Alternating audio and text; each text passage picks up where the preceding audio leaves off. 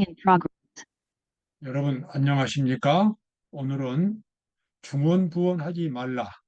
예수님께서 기도에 대하여 말씀하실 때에 중언부언 같은 말을 이렇게 의미 없이 반복하는 것보다 중언부언이라고 합니다. 무슨 주문 같은 거 외우는 거 이런 것이 중언부언인데 예수님은 기도에 대해서 말씀하시면서 중언부언하지 말라고 그렇게 하셨습니다. 오늘 이 말씀과 관련해서 우리가 하나님 앞에 어떻게 진실한 기도를 드릴 수 있는가 그 내용을 살펴보도록 하겠습니다.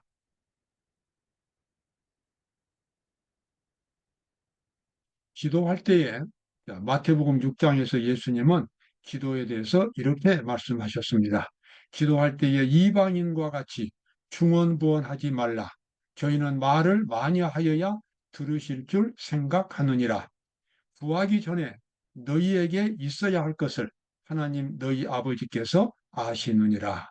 자, 이 말씀의 핵심을 우리가 생각해 본다면 중언부언하지 말라 그 말은 의미 없는 말을 하지 말라는 말씀이 그러한 뜻입니다.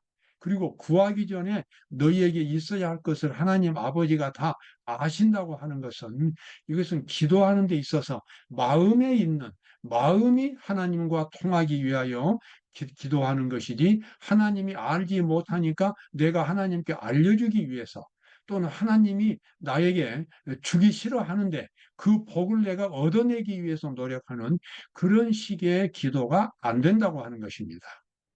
기도라고 하는 것은 나의 모든 것을 다 아시고 나를 사랑하시고 나를 구원하시는 하나님 앞에 내가 진심으로 내 마음을 드리는 그와 같은 자세. 그래서 내가 필요한 것을 사랑의 아버지로부터 얻어낼 수 있는 그와 같은 깊은 마음의 교제가 기도라는 것을 알 수가 있습니다.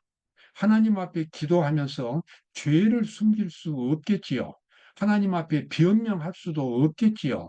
그렇게 하는 것은 참된 마음이 통하는 일이 아닙니다. 자기가 범했던 모든 죄를 가장 진실되게 고백하고 자기가 하는 드리는 그 기도가 왜 필요한지 하나님 앞에서 정당하게 그것을 제시하고 그리고 그것을 간절하게 하나님 앞에 기도할 때에 그 기도가 응답된다고 하는 것이 예수님의 교훈입니다.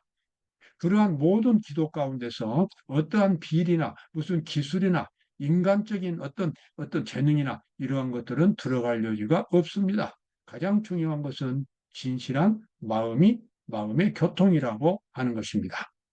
그대 영혼의 가장 은밀한 곳에 있는 비밀들을 그분 앞에 다 펼쳐 놓음으로써 마치 그분이 펼쳐진 책처럼 그것들을 읽으시도록 하라. 우리가 정말 이 마음에 드는 서로 의지할 수 있는 친구를 만나면 마음속의 비밀을 이야기합니다. 그러나 이 믿을 수 없는 친구 앞에서는 마음의 비밀을 말하지 않습니다. 우리가 하나님께 기도할 수 있고 하나님을 믿는다고 하는 것은 하나님이 바로 나의 아버지가 되시고 나의 보호자가 되신다는 사실을 확신할 수 있을 때에 우리는 마음의 모든 비밀들을 다 하나님 앞에 내놓을 수 있습니다. 그리고 마음속에 있는 모든 것들을 하나님이 읽으시도록 다 공개할 수가 있는 것입니다. 기도는 주님의 마음으로 자신의 영혼을 가득 채우는 시간, 감전되는 시간입니다. 기도의 시간이 이렇게 내게 있는 모든 것을 하나님이 다 아시는데도 내가 1시간, 2시간 길게 기도해야 한다고 하는 것은 내 마음이 하나님의 의로, 하나님의 사랑과 하나님의 정신으로 가득 채워지도록 하기 위해서 내가 그렇게 길게 기도를 하는 것입니다. 내가 회개할 때 정말 진정으로 깊이 있는 회개를 하기 위하여 내가 남한테 베풀지 못한 사랑을 내가 충만하게 하나님으로부터 받아내기 위하여 하나님이 나를 이렇게 철저하게 용서하신 것처럼 나도 다른 사람을 그렇게 용서하기 위하여 하나님 앞에 매달리면서 길고 깊게 끈질기게 기도해야 하겠습니다. 우리가 하나님과 교통하려면 우리의 실생활에 대하여 그에게 무엇을 말하는 것이 있어야 한다. 기도는 마치 친구에게 하는 것처럼 하나님께 그 심정을 펴놓는 것이다. 그냥 막연하게 어떤 이론적인 기도가 아니라 실제 내 생활이 바꿔지도록 실제 내 생활 속에서 하나님의 능력이 나타나도록 기도의 내용은 실생활에 근거해야 하고 구체적이어야 합니다. 먹고 마시는 것, 사람들을 만나는 것, 다른 사람을 위해서 내가 기도하는 것, 아주 구체적인 그러한 내용들을 가지고 기도를 해야 하겠습니다. 그 하나님께서 그것을 모르시는 것이 아니라 하나님께서 복을 주시도록 내가 그런 사람들을 대신해서 나의 진정한 사랑과 믿음을 하나님 앞에 내보이는 것입니다. 우리는 그것을 중보 기도라고 말합니다. 기도는 하나님을 우리에게로 내려오시게 함이 아니요 우리로 하여금 그에게로 올라가게 하는 것이다. 기도는 내가 하나님 앞으로 끊임없이 상승작용하는 영적인 경험입니다. 내가 더 깊고 더 철저하게 하나님 앞에 회개하고 그렇게 함으로써 기도가 응답이 되겠습니다. 그래서 이 기도할 때의 회개는 늘 필수적인 것 같은 요소가 됩니다. 사도행전 564쪽이죠.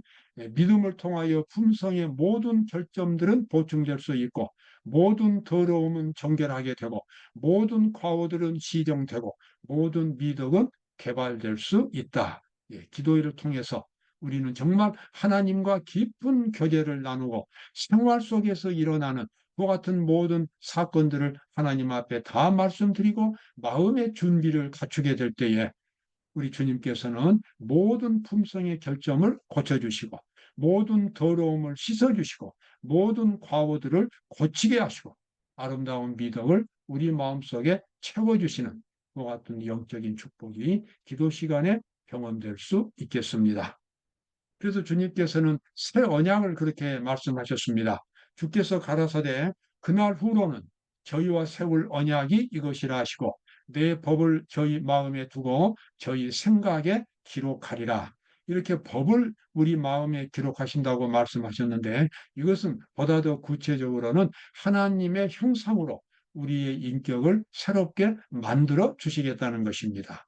우리의 정신이 그리스도의 정신이 되도록 만들어 주시겠다는 것입니다. 그래서 우리의 속사람인 인격이 그리스도의 형상을 가질 수 있도록 그 형상이 매일매일 더 자라갈 수 있도록 우리 마음속에 그와 같은 영적인 변화를 이루어 주시겠다고 예수님이 약속을 하셨습니다. 정말 진심으로 하나님을 찾는 사람이라면 이 경험이 실제로 있다는 것을 알게 될 것입니다. 어떤 이론으로만, 그러니까 하나님을 믿는 것은 이론으로만, 조직으로만 있는 것이 아니라 개인적으로 하나님을 깊이 알고 개인적으로 하나님과 극히 친해지는 관계 속에서 있게 되는 것입니다. 마음속에 있는 모든 비밀을 다 털어놓을 수 있는 그분, 예수님에 대하여 깊이 알고 있는 경험이 바로 그리스도의 신앙의 본질이 되겠습니다. 그렇게 할 때에 주님께서는 우리에게 아주 깊은 생명의 변화를 약속하셨어요. 내 법을 저희 마음에 두고 저희 생각에 이것들을 기록하리라. 그대가 일하는 영혼들을 위하여 기도하라. 이제 중보 기도입니다. 그들의 이름을 교회에 내어놓고 강구와 주제로 삼으라. 죽어가는 영혼을 위하여 개인적인 관심을 기울이며 큰 부담을 느끼는 것이다. 우리 그리스도인들이 끊임없이 해야 할 기도 가운데 하나는 중보 기도입니다. 다른 사람을 위해서 내가 하나님 앞에서 대신 기도를 해주는 것입니다. 그 영혼을 구원해야 하기 때문에 그 영혼이 지금 무엇인가 절박하게 필요하기 때문에 우리는 끊임없이 중보 기도를 해야 합니다. 그대가 일하는 영혼들을 위하여 기도하라. 그들의 이름을 교회에 내어놓고 간구의 주제로 삼으라. 죽어가는 영혼들을 위하여 개인적인 관심을 기울이며 큰 부담을 느끼는 것이다. 이것이 바로 우리 그리스도인들이 평생 해야 할 영혼 구원의 사업이 되겠습니다. 한 영혼에서 또 다른 영혼으로 가면서 계속해서 하나님께 지도를 구하며 열렬한 기도로 거룩한 지혜를 따라 일하라. 하나님께서는 성령으로 영혼을 일깨우고 회개시키신다. 그 영혼을 일깨우고 회개시키신다고 말합니다. 여기 나와 있는 말씀 다시 한번 보겠습니다. 한 영혼에서 다른 영혼으로 가면서 계속해서 하나님께 지도를 구하며 열렬한 기도로 거룩한 지혜를 따라 일하라. 열렬히 기도하면서 또 일하고 열렬히 기도하면서 또 일하고 끝까지 계속해서 그렇게 일하라. 그러면 성령께서 그대의 기도에 따라서 응답해 주시고 그 영혼을 구원해 주시겠습니다.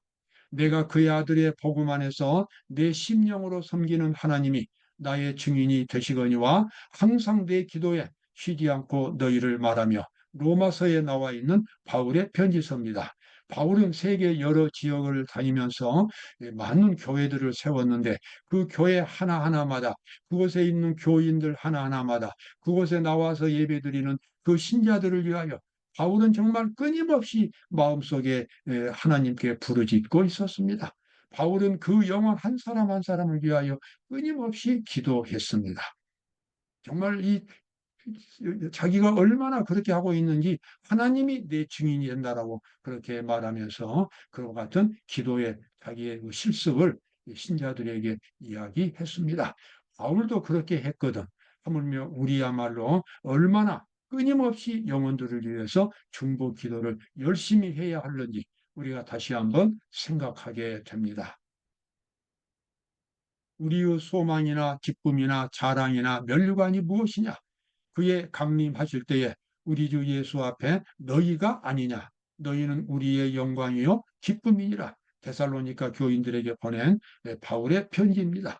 바울은 하나님 앞에서 자기가 구원한 그 영혼들을 자랑스럽게 하나님 앞에서 함께 설 수 있으리라는 큰 기대를 갖고 그렇게 일했습니다.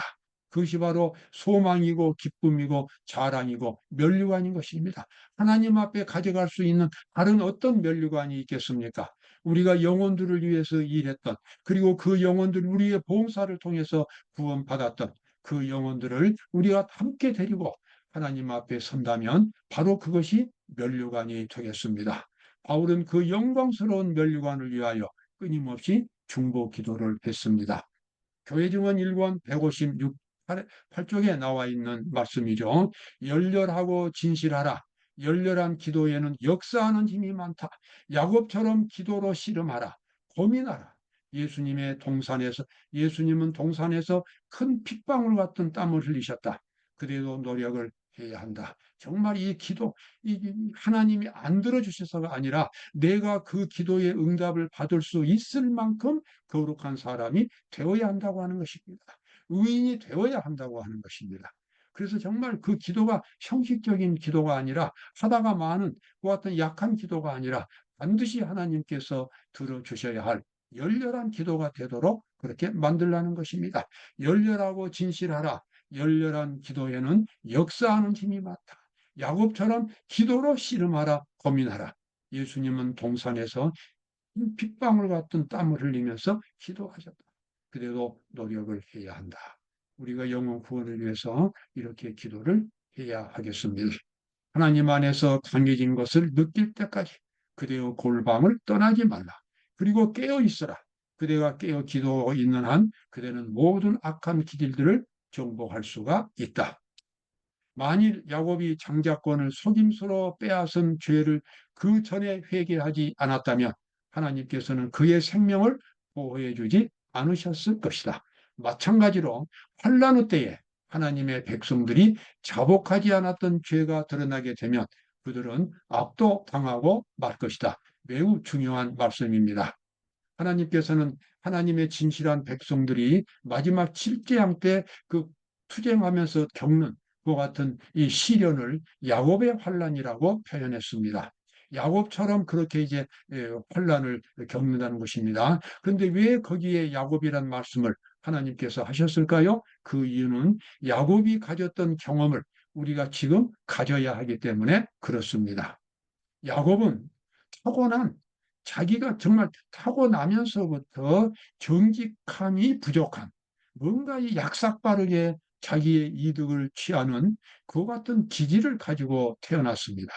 그 기질이 이렇게 청년 때 집에서 그런 것들이 나타나 가지고 형을 속이고 아버지한테 사기를 치고 이런 일들을 하고 집에서 이제 멀리 쫓겨나서 도망가는 그 같은 신세를 겪었습니다. 야곱은 그 후로도 하나님한테 많은 기도를 했습니다. 그런데 야곱이 이제 20년 후에 자기 가족들을 데리고 이제 가나안 땅으로 들어갈 때 그는 자기 아들들을 보면서, 자기 자녀들을 보면서 한숨을 쉬었습니다. 가나안 땅, 하나님께서 약속하신 가나안 땅으로 들어가는 것이 중요한 것이 아니라 들어가서 어떻게 될 것인가.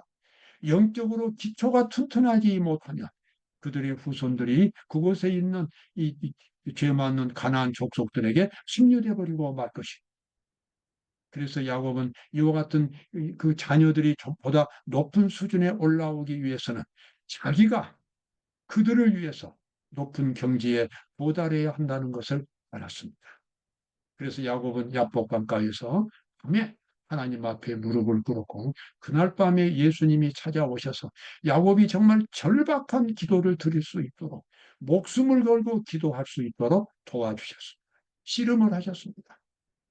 그래서 야곱이 나중에는 밤중에 찾아온 그분이 예수님이란 사실을 알고 예수님을 붙들면서 눈물로 기도를 했습니다. 나에게 복을 주지 아니하시면 내가 당신을 가게 하지 않겠나이다. 울면서 그렇게 기도했어요. 그때 그분이 야곱을 위해서 축복 기도를 하셨고, 그때 야곱의 품성이 거룩한 품성으로 깊이 있는 하나님의 형상으로 변화되는 놀라운 그와 같은 기도의 경험을 가졌습니다. 그 후로 그의 자녀들에게 이제 변화가 오기 시작했습니다. 12명의 자녀들 중에서 요셉이 이제 생겨났고, 그리고 유다가 또 아버지의 신앙을 물려받아서 이스라엘 백성들의 정신적인 토대가 된 것입니다. 오늘 우리에게도 이와 같은 경험이 필요합니다. 형식적인 기도가 아니라 정말 내가 보다 높은 수준에 올라갈 수 있도록, 내가 알고 있는 신앙의 결점들을 내가 반드시 극복할 수 있도록 그렇게 기도하는 그와 같은 기도가 오늘 우리에게 참으로 필요하겠습니다. 이러한 기도로서 승리하는 사람들이 마지막 재앙 때에는 그 모든 재앙들을 이기고 천사들의 보호를 받으면서 예수님의 재림을 맞이할 수가 있겠습니다. 오늘도 보람된 하루가 되시기를 바랍니다. 감사합니다.